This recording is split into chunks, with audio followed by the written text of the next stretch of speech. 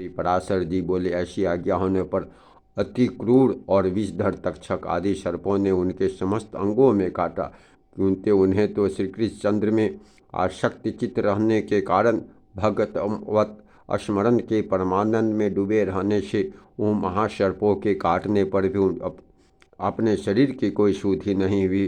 सर्प बोले, हे दैत्यराज, देखो हमारी दाढ़ें टूट गई, मनियाँ चटकने लगी, फनों में पीड़ा होने लगी और हृदय कांपने लगा, तथापि इसकी त्वचा तो जरा भी नहीं कटी। इसलिए आप हमें और कोई कार्य बतलाइए।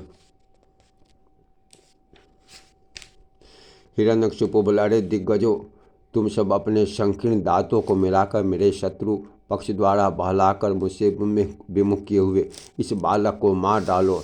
देखो, जैसे अग्नि से उत्पन्न हुई अग्नि उसी को जला डालता है, उसी प्रकार कोई कोई जिससे उत्पन्न होते हैं उसी के नाश करने वाले हो जाते हैं। श्री पराशर जी बोले, तब पर्वत शिखर के समान विशालकाय दिग्गजों ने उस बालक को पृथ्वी पर पटक कर अपने दांतों से खूब रौंदा, किंतु श्री गोविंद का स्मरण करते रहने से हाथियों के हजारों दांत उनके वक्षस्थल से टकराकर टूट गए। तब उन्होंने पिता हिरण्यकशिपु से कहा, ये जो हाथियों के व्रत के समान कठोर दांत टूट गए हैं, उससे मेरा कोई बल नहीं, यह तो श्री जनार्दन भगवान के महाविपत्ति और क्लेशों के नष्ट करने वाले स्मरण का ही प्रभाव है। हिरण्यकशिपु बोला, अरे दिग्गजों, तुम हट जाओ, दैत्यगण तुम अग्नि जलाओ, और हे वायु, इन अग्नि को प्रज्वलित करो, जिससे इस पापी को जला डाला जाए। श्री पराशर जी बोले, तब अपने स्वामी की आज्ञा से दानवगण काष्ठ के एक बड़े ढेर में स्थित उस असुर राजकुमार को अग्नि प्रज्वलित करके जलाने लगे। प्रहलाद जी बोले, हे तात, पवन से प्रेरित हुआ भी यह अग्नि मुझे नहीं जलाता। मुझको तो सभी दिशाएं ऐसी शीतल प्रतीत होती है मानो मेरे चारों ओर कमल बिछे हुए हों। श्री पराशर जी बोले, तदंतर शुक्र जी के पुत्र बड़े वाग्मी महात्मा खंडामर्क आदि पुरोहितगण समान नीति से दैत्यराज की बड़ाई करते हुए बोले।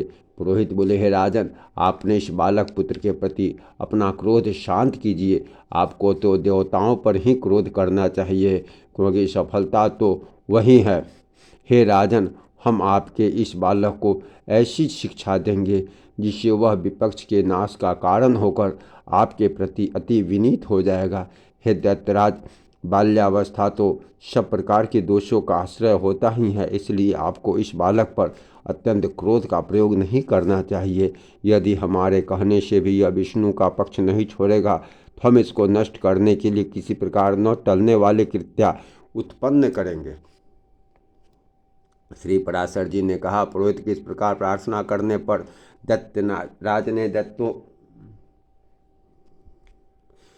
राज ने दैत्यों द्वारा प्रहलाद को अग्नि समूह से बाहर निकलवाया। फिर प्रहलाद जी गुरु जी के यहाँ रहते हुए उनके पर हाथ चुकने पर अन्य दानव कुमारों को बार बार उपदेश देने लगे।